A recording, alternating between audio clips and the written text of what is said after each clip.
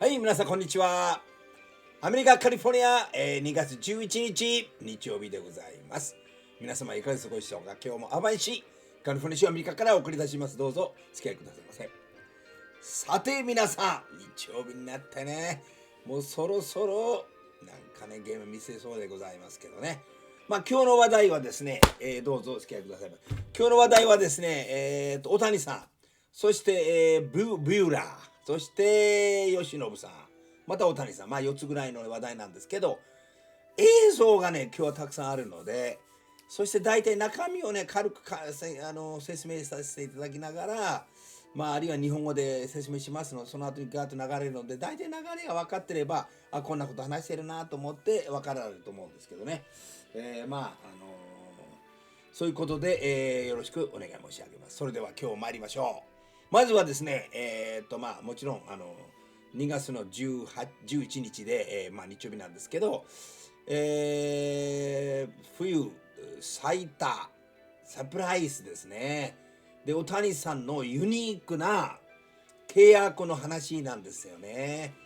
これはどうなって、その話もちょっと見たいと思いますね。それからこのビューラーがよりスムースで良いビューラーを24年に向けて頑張ってるということで、今現在ではなんですけど、まだその本調子じゃないということです。そして大谷翔平のトレーニングに、トレーニングはすごくいいということで、だから彼は、別格と、他の色のアスリートとかもみんなね彼のを見てやっぱりすごいねという話になって、そして大谷さんがですね、こっち後ろにいますよね。吉信さんが投げて、首を振ってこれはいいよということで話をしておりますけどね。そこでもって話題が4つなんですけど、映像があるのでそれもちょっと含めていきたいと思っておりますけど、よろしいですか。それでは行きましょう。まずはいつものように行きたいと思います。それでは Ladies and Gentlemen from United States of America Hollywood Universal Studio California、 はいということで、Japan 岩手プリフェクチャー、マウント富士、そして花巻東高校 Mr. Shohei Ohtani from Los Angeles テコピンということでございますけどね。テコビン、ここではデコイと言っておりますけどね。それではまずはそうですね、これをねやらないわけ。We love LA number 17 Mr. Shohei Ohtani。そしてこれですね、この写真、このね私のコーナーだけのこの写真で、もう素晴らしいねダウンタウンということでございます。じゃあ早速ではありますが行きましょう。でね、洗いざらいですけれども、この形がですね、今までの流れをちょっと教えてくれるので、ちらっといきましょうか。はい。While you were watching something else yesterday, maybe you were watching a ho-hum Lakers performance against Denver. LeBron did go over 24 and a half, though, by the hook. Maybe you were watching a Knicks game, and maybe you weren't invited to a Knicks game. That could happen. So while you're watching that, the Dodgers report date is today. And with plenty of fanfare, and a lot of cameras rolling, some of the new Dodger stars arrived at Camelback Ranch, and most of the team had already been there. Today, the official report day for the Dodgers pitchers and catchers. There is so much excitement around this brand. There are so many ridiculous expectations for wins totals around this brand. So what BetMGM says, if you want to get a piece of a futures win total for the Dodgers, an almost inconceivable 104 is what you'd need to get to. But when you straw poll most baseball people, you look at the schedule, you look at the rest of the National League, and this team specifically, 104 seems somehow reasonable. I'm not going to be one of those people, though. I think that is a huge number, and especially the way they're going to start the season. When you start this early, there's going to be a break of something, 3-4 days in there before we pick up again. Yeah.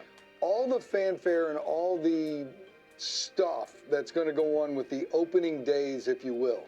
What are they going to do? 4 opening day ceremonies at different times this course of the year? They'll have at least 3. Yeah.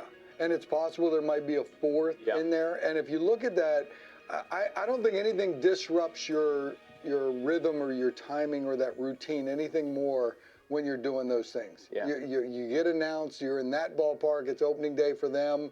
You go somewhere else, it's opening day for them. It's going to be so much to start the year. I think it's going to take a little bit of time for them to get going. So I think that 104, huge number. Well, the start times themselves are going to be interesting, too, because, you know, you get the body clock issue coming back from Korea. You come back, and a lot of those opening day ceremonies are, I don't know, 3 p.m. Eastern, odd start times. We do know that there's so much excitement around this brand for so many obvious reasons. Let's roll the lineup for you. Take a look at the starting lineup. And it's so much different than what they ended the season with in disappointing fashion in the division series. You add Ohtani at DH, that's the big add. Teoscar Hernandez comes over. Gavin Lux is healthy. Manny Margot comes over in the trade that brings them another staff ace. And this group looks about as bulletproof as you could be 1 through 9. This is going to be a conversation we have during the year. Is that lineup better than the Braves? Because the Braves lineup, we posted it up there the other day, and I'm looking at that, and I'm going, oof, that's pretty good. And I think this is going to be a situation where do you need to get used to your neighbor type thing? And I still think that 104 is a huge number. Now, with that said, I wouldn't be shocked if they came out of the gates 11-1 either, because the talent is going to speak. But we talked about this all week, Matty. Come October, they've got to have the pitching staff buttoned up. It's got to be better than it's been in the past few years because they don't want to run into Arizona again or a team like Arizona and watch what happened to them last year. Their offensive talent's going to speak. Well, Glass now, you know, Yamamoto, they've got the injured guys, Walker Buehler and Kershaw, who return. We'll hear from Kershaw in a moment. There are, I guess if you're going to question any part of their 26-man roster, it would be health and contributions from the starting staff. But again, this is a team that's building for the tournament. They want to be right on October 1st. They don't want the disappointments of 2022 and 2023 to strike again. But let's look into the schedule, because you mentioned how in April there's going to be a little challenge. I would say this, that 5 of their first 7 series in April are at home. It's as soft a landing coming back from Korea as you could imagine. This is where it gets interesting at the end of the month. They've got 3 in D.C., they've got Toronto, and then to Arizona. So Toronto to Arizona, not much fun, obviously. And then they come back for the Braves after a day off. That will be a fascinating 3-game series. And wasn't that the series towards the end of the year, Atlanta in L.A., and Atlanta went out there and just smacked them? And but once again, it goes to Atlanta got beat by a hot Philadelphia team in the postseason. Dodgers got beat by a hot Arizona team that was clicking. So sometimes the chalk, as you like to call them, it doesn't always pan out for those guys, you know, in a short series. And I get that, but Dodgers are going to be good. That's an understatement. How do they match up in October when that time comes? Here's some other notable regular season series. It's always fun when the Dodgers and Padres collide, even though less is expected from San Diego this year than last year at this time of the season. They've got the Yankees in early June. They've got the Phillies. We should have distinguished, well, these are all road series, at the Yankees, at the Phillies, at that monster of a ballpark. People in Houston still have a little angst towards the Dodgers from 2017. And vice versa.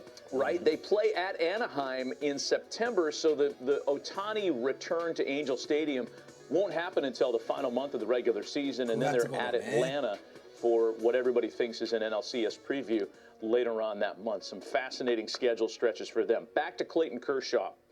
So he re-signs the 1-year deal with a player option for a 2nd year that could keep him as a Dodger through the 2025 season. I think regardless, the Dodgers are thinking there's going to be no alternate destination for Clayton. He'll begin and end as a Dodger. If he wants to pitch again after this year, it'll be in Dodger blue. Clayton met the media. He arrived early. Pitchers and catchers didn't have to be there until today. Clayton arrived early and had this to say. Well, yeah, you know, I went home and, you know, the season was obviously the way it ended, especially, I mean, for our team and for me personally, it wasn't fun at all. So, you know, a lot of doubts, a lot of different things, and didn't want to go out that way. So I think that was ultimately how I came to it. And, And then once we started gathering more information and realizing that surgery is probably the best option, that, gave me a little bit of clarity with everything. And I felt wanted, even though I'm kind of damaged goods right now, and just decided to come back. I hate to say a timetable, because if I go below it or beyond it, it's not good. But I would say July-ish, August-ish, somewhere in there. I don't know. This off season's been pretty amazing to watch. Honestly, the talent is probably the best I've ever been a part of, and so I'm hopeful that I can be a part of it too. Well, Clayton Kershaw did not want that division series loss against the Diamondbacks, one in which he couldn't complete an inning, to be his last postcard in Major League Baseball. He wants to pitch again, and when you look at the body of work last year, he amassed a 2.46 ERA in just over 130 innings. A great, not good, a great regular season for Clayton, until the injuries at the end of the year cost him, or injury. So if you add the rehabbing Buhler and Kershaw to the existing group, which plugged in Yamamoto and Glasnow, all the questions will be answered if those guys are right. Right. But you put another one in there, if those guys are right. Look, Clayton Kershaw, when he just said, okay, July-ish, August-ish, I'm not going to hold, myself to that. We're going to be right to go out there. So if it's August, it's basically August and September. So say August 1, 4 starts, 5 starts maybe, September the same, 4 or 5 starts in that mix. So is he gearing up for 10 starts? And when you put that board up and you showed those numbers of what he was still able to do last year in limited action, it's good. So the speculation game for me right now, with that option that he has, right, at the end of the year, if you want to pitch, you can come back and pitch for us. What happens if he goes 8, 9, 10 flawless starts, goes into the postseason, they win the World Series, he can ride off into the sunset, right? That would be a possible scenario in that mix. But if he's gearing up and he's right, he's still got it in him to be really good. And he said, it didn't work out for us last year as a team and me personally, and that bothered me, so I decided to come back. I wonder if he goes in 10 starts and goes postseason, he's lights out and they win it, if he just doesn't take it to the house. It's a great question. I mean, there were people that were thinking that might have been the case this year because of the way the season ended. He is way too competitive, way too good to let that be the last image people had of him on the mound. I think that fueled him and motivated him to come back and do it again. Also, he looks at all the star power around him and thinks maybe a second ring is in his future, too. Second and third, if he picks up his own option. Right. はい、ということでございまして、とにかく、流れとしてはこんな感じでいろんなお話をさせていきましたけれども、この冬のね、サプライズということ言われてるんだけど、大谷さんのですね、結局は話題でございます。いきましょう。はい、どうぞ。この冬の最大のサプライズ8つ、少なくともこれまでのところ、大谷翔平とのユニークな契約から山本由伸との画期的な契約まで、私たちはこのオフシーズンにたくさんの驚きを見てきました。それはドジャースに限った話です。さらに、まだ終わっていない可能性もあります。このホットストーブシーズンの驚くべき点は、キャンプが始まり始めているにもかかわらず、私たちはまだその真っ最中だということです。コディ・ベリンジャー、マット・チャップマン、ジョーダン・モンゴメリー、ナ・リーグのサイ・ヤング賞受賞者であるブレイク・スネルなど、この冬のトップフリーエージェントの何人かがまだ野球の本拠地を持たないことを思い出す必要はない。思い出させる必要もありません。しかし、この市場が奇妙なペースであったからといって、それが活発でなかった、または興味深い市場でなかったという意味ではありません。いつものように、ホットストーブは驚くべき契約、交換、ストーリーラインの正当なシェアをもたらしました。その中で最大の驚きを8つ紹介します。1、大谷翔平の契約延期。史上初の二刀流フリーエージェントとして MVP を受賞した年でありながら、2度目の肘の大手術を必要とした年からの復帰となった大谷は、異例の契約を結ぶことになるはずだった。業界の憶測では、オプトアウトやその他の条項が豊富にあることが指摘されている。しかし、大谷はレコード契約において前例のない延期という形で我々を圧倒した。文字通り、彼はプロスポーツ史上初の7億ドルプレイヤーだ。しかし、このうち6億8000万ドルという驚異的な金額は2043年まで延期される。大谷の契約により、2024年にガーディアンズの控え捕手オースティン・ヘッジズの半分、200万ドルの収入が求められると思う人は手を挙げてください。このスポーツや他のスポーツの他のスター選手たちは、チームに柔軟性を持たせるために現在の経済的利益を脇に置いて、自分たちを中心にチームを構築できるようにしているが、大谷がドジャースでそうしたように、その考えを極端に推し進めた選手はいない。彼のオプトアウト条項ですら異例である。もし大谷の在任中の特定のシーズンの終わりに支配オーナーのマーク・ウォルターや野球運営部門の社長であるアンドリュー・フリードマンがドジャースにいない場合、彼はフリーエージェントになることを選択できる。そうだね。2MLB の経験不足に対する多額の投資。このフリーエージェントクラスには、日本の日本野球機構や韓国野球機構からやってきた魅力的な外国人選手が多数在籍しており、それらの選手が一般市場で高く評価されるのも不思議ではない。しかし、驚くべきことは、ペースの遅い冬に、これらの契約選手が活動全体をどれだけ支配しているかということだ。MLB の実績のある選手の基地の実績と欠点、そして場合によってはドラフト指名報酬も伴うと、無名で国際的な才能の優れた選手との間で選択を迫られると、チームは概してピカピカの新しい選手に引き寄せられる。まだ25歳で、多くの球団から MLB では悪くても中継ぎのスターターになると予想されている。右腕山本由伸がうまくやってくれるだろうと我々は若かっていた。しかし、彼は結局、12年総額3億2500万ドルの契約でゲリット・コールのフリーエージェント、投手記録を破ったドジャースはまた、山本の古巣であるオリックス・バファローズに5060万ドルのポスティングフィーを支払わなければならなかった。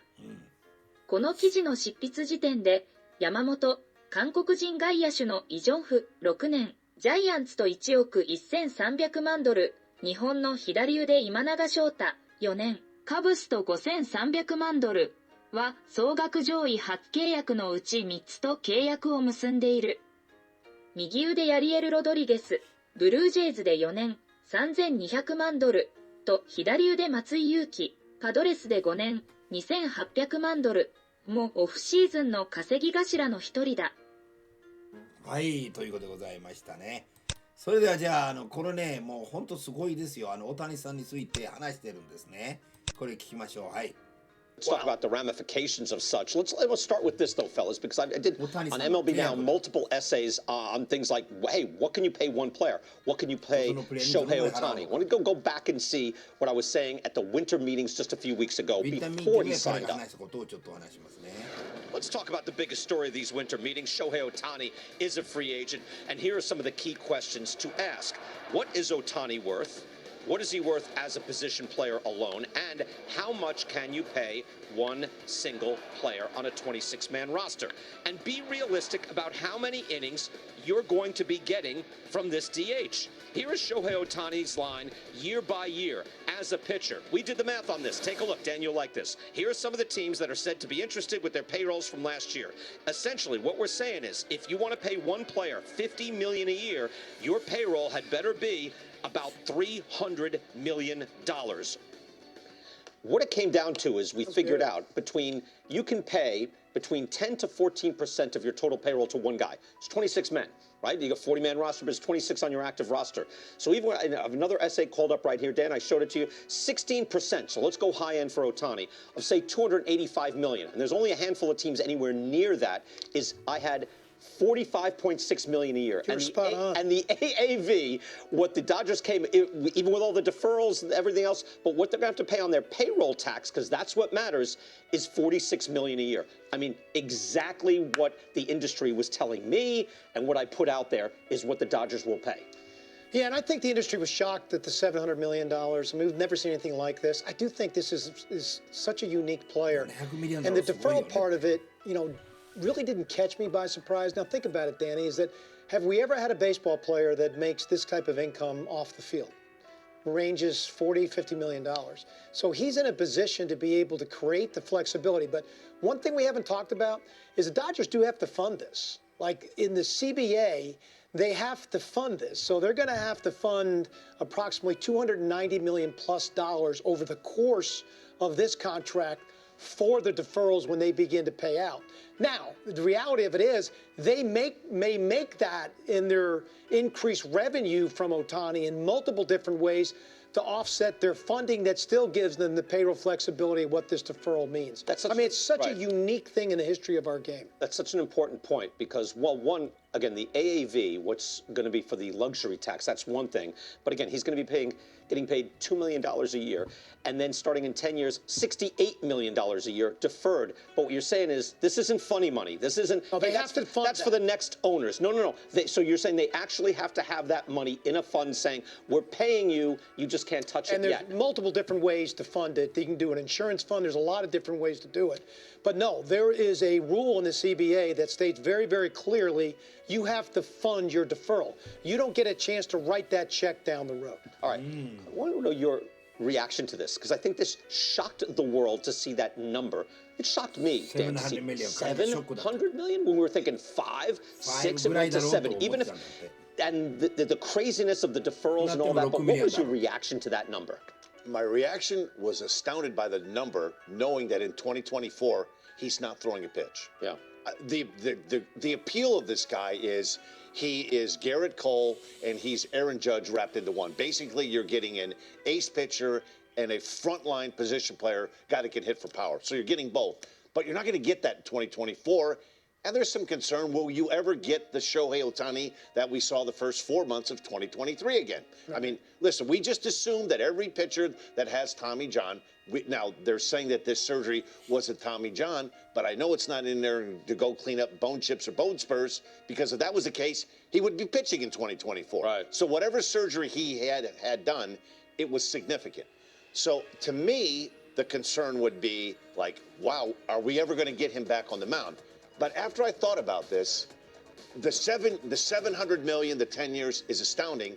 But if you're the Dodgers, you're the Yankees, you're the Mets, you're the Cubs, you're the Red Sox, you can play in that area, right? I mean, you can swim in that water because your revenues are just so much greater than they are in Cleveland, Milwaukee, Kansas City. They just are. So I will say this, though.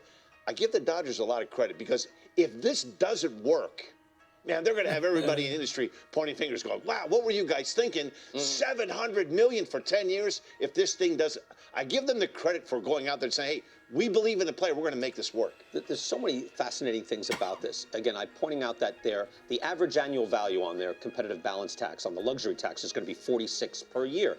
They managed that while paying him much, much more, though. It's a very unique thing that they did. Max Scherzer had deferred money coming his way from the Nationals, right? The Nationals players can do this, but nowhere near the percentage of the payroll is this. So my question to you is, what's being said around baseball at the ownership level, the GM level? Is there a thought that the Dodgers, hey, they just beat us, or that they circumvented the system? I don't think they circumvented the system. I think they played by the rules. I do think it puts much more pressure on the large and small market debate that goes on in our game all the time because, again, who could fish in those waters except those few clubs? Probably not even all of those clubs either, Danny. Probably a lot less than, like, I don't know if the Cubs could have done something like that. You know, the Giants, I guess, were in there, but I think it begins to compromise the makeup of the rest of their roster. It's just an incredibly unique situation where you've got the Messi-type player in soccer in a baseball uniform with international appeal, and that's where I don't feel like it's precedent-setting because I doubt we're ever going to see the uniqueness of what this player brings. I'm a big believer, guys. If he never pitches again, I think he's just scratching the surface on his offense potential. I think he would be an incredible corner outfielder, closing the game out for you late in the game, and being a guy that ran the bases exceptionally well and beat you in multi-dimensional ways. I want to point out, like something I had in that essay. In his 20s, he averaged 68 innings a season. So as much as he is Ruthian, beyond Ruthian, in his 20s, he was averaging 68 innings a season. So what do you expect in his 30s? Yeah, it doesn't get better. You pitch less. You're not as good as you age like that. So who knows how they're feeling about this 5-6 years from now? It's a big risk, even if it's a risk that they're taking mainly down the road. Yeah, but I will say we have a ton of large market clubs at times that don't act like large market clubs. I mean, the Dodgers can't be criticized as that, man. They've put all thetheir chips in, and they still continue to try to build their roster. はい、ということでございましたね。やっぱりすごいね。はい、続きまして、この話題から、今回はビューラーについてですね。はい、行きましょう。はい。よりスムーズでより良い、ビューラー、健全な24年に向けて準備を整える。アリゾナ州グレンデール、ドジャースはここ数ヶ月間、ホットストーブを制覇してきた。彼らは大谷翔平と山本由伸と歴史的な契約を結んだ。タイラー・グラスノーはトレードを通じてロサンゼルスにやってきた。そして今週初めにクレイトン・カーショーと再契約し、最後の仕上げが行われた。フリーエージェントやトレードで獲得した選手たちの古代宣伝のおかげで、ウォーカー・ビューラーのようなスター選手は、ロスター全体が議論される際には目立たなくなることが多い。しかし、今季ロサンゼルスが最高の状態になるためには、ビューラーがその渦中にいる必要があるだろう。ドジャースのデイブ・ロバーツ監督は、彼は我々の選手だったし、大事な試合で素晴らしい投球をしてきた、と語った。この冬に私たちが話し合って獲得した名前が他にも何人かありました。だから確かに個人的な期待はありますし、あなたはその男になりたいと思っています。ウォーカーは確かにその男になりたいと思っています。ビューラーが2度目のトミー・ジョン手術を受ける前、ドジャースのワールドシリーズ優勝への望みの多くは彼の右腕にかかっていた。彼は2022年のチームの開幕戦のスターターであり、ポストシーズンで大きなパフォーマンスを見せてロサンゼルスのチャンスを生かし続けることが多かった。2度の右肘大手術を経て29歳のシーズンを迎えるにあたり、ビューラーにとって状況は少し違って見えるかもしれない。彼は体重を少し増してキャンプに臨んだ。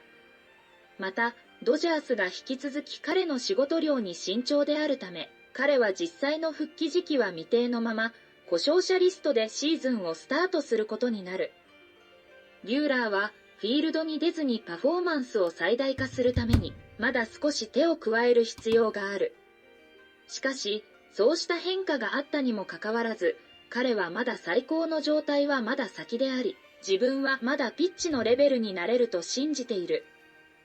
私が健康で人々を救出しに行けるのであれば、自分の能力にそれほど疑問を抱くことはないと思います、とビューラー氏は語った。そこに出ていくことが一番大事なことだと思うし、去年はもう少しで達成できそうだったけど、うまくいかなかった。人々は本当に理解していません。トミー・ジョンからは12ヶ月か14ヶ月で復帰できますが、実際には18ヶ月か24ヶ月までは戻らないと思います。最初の試合でそれを経験しましたが、キャッチボールを再び始めると気分がずっと良くなり、よりスムーズに良くなったという点で、今回も違いはありません。ビューラーのこの春の目標は、健康を維持し、2021年にナショナルリーグで最高の投手の一人になれるような状態に戻ることだ。昨シーズン、AAA のオクラホマシティで唯一のリハビリ出場時、ビューラーのフォーシームの速球最高速度は時速96マイルにとどまっていた。オフシーズンを通して、ビューラーはブルペンで時速92から94マイル程度を出していたと語った。彼は金曜日、今春最初の公式ブルペンで投げたが、ロバーツが過去数週間に見た他のブルペンほど良くなかったものだった。こうした浮き沈みはプロセスの一部だが、ドジャースが気にするのはポストシーズンが始まるまでにビューラーが健康で貢献できることだけだ。良いオフシーズンを過ごし、たくさんの努力をした。腕の調子は良いとビューラーは語った。今日は実際に投げる時のことを考えて、ベストなビルドアップ方法を見つけようとしているだけだ。そうですね。ワーカー・ビューラーがどれだけの、貢献するかということにもかかっております。はい、続きましてこちらでございます。大谷さんはトレーニングに励んでおります。どうぞ。大谷翔平のトレーニングに土軍同僚投手も注目。だから彼は別次元のアスリートなんだと思う。別次元のアスリート。MLB ドジャース大谷翔平選手は日本時間11日、アリゾナのキャンプ地で初めての屋外でのトレーニングで汗を流しました。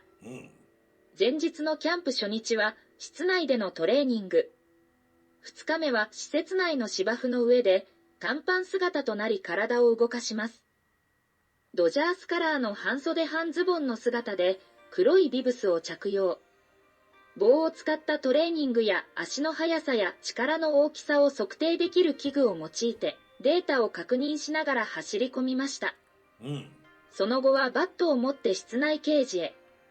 約40分間過ごすと、ちょうど投手の練習が終わった山本投手と談笑しながらクラブハウスへ向かいました。大谷選手のトレーニング姿には、同僚のウォーカー・ビューラー投手から感嘆の声。過去2度2桁勝利を記録している29歳右腕はデータを集め、すべて考えて動いていると思う。だから彼は別次元のアスリートなんだと思う。才能がある選手でもハードワークをする。ハードワークをする選手が才能を打ち破るという言葉があるが、彼はその両方をやっている。見ていてとても楽しいよ、と語りました。大谷選手はファンや報道陣だけでなく、同僚からも大きな注目を浴びているようです。はい。大谷さんもそうなんですけど、ワーカー・ビューラーも背がでかいんだね。すごいね、これは。素晴らしい。はい、ということでございまして、あとはですね、山本さんのいろんなものあるんですけど、これはちょっと時間のすごい明日にしようかなと思って、ただ、大谷さんがね、山本さんのピッチングを見ながら、よし、これはいいということと部分があったので、それだけまで見ていただいて、それからさよならしたいと思います。はい、じゃあ行きましょう。はい。ほら、大谷さんがこれはいいということで、いや、それにしても若ビューラーと大谷さんが年同じ29歳、いやー、驚きもものきでございます。ということでございまして、本日も皆様からいつも見ていただいてありがとうございます。皆様からのまた皆様の今日ですね、昨日から初めて、ショートビデオ、1分以内のビデオを始めております。皆様ぜひ見てやってください。あれもね、まだ始まった段階でございますけど、うまくね、まとめて小さくするんですよね。ビデオで撮って、それから、この、携帯で、こうね、これ、バーティカルですね、ホリゾンタですか、ホリゾンタ、バーティカルにして、この縦ですね、縦にやるんですよね。日本語やってもちょっとうまくいかないことがあったんですけど、いずれにしてもそれもやらせていただいておりますので、ご協力お願いします。チャンネル登録などなども忘れずによろしくお願いします。それでは、今日はこれにてさよならさせていただきます。さよならする場所は、これでございます。はい、皆様からね、いただいておる、これでございます。はい。それでは、See you later, alligator. はい。See you later, alligator. はい。それでは皆さんまた明日お目にかかります。ありがとうございました。